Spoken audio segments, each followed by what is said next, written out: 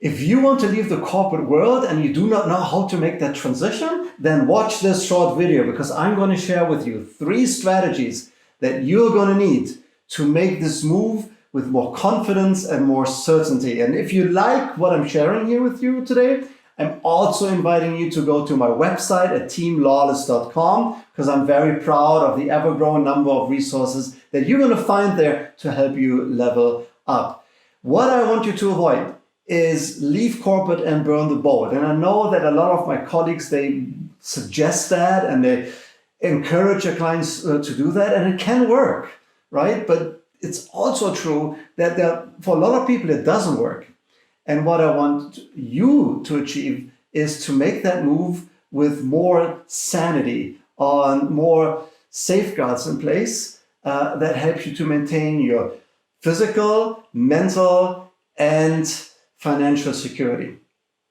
And in order to do that, there are 3 things that you need to figure out, and you can do that while you're at the job. So the first one is, find a product that people want to buy.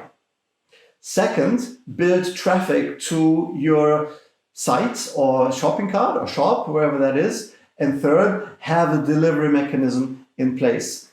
And in order to get there, here are the steps.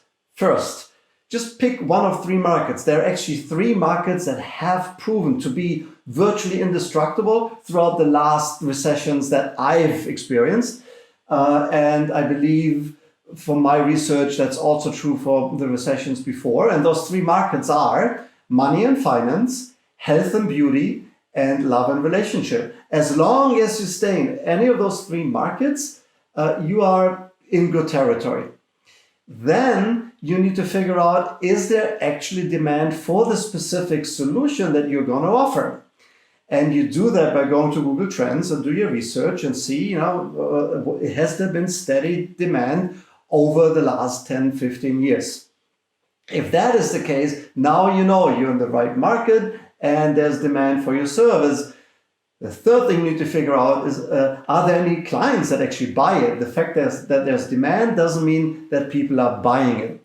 And you do that by going through Google search and look at the search results. If the first results are ads, you know that there is demand, because people would not continue to advertise their services if there wasn't any market.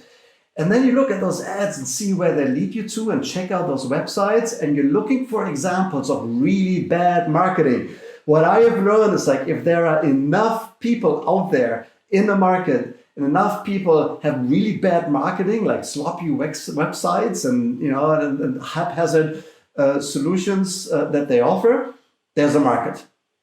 So once you know that, you go back to the most successful offers and reverse engineer what they are doing.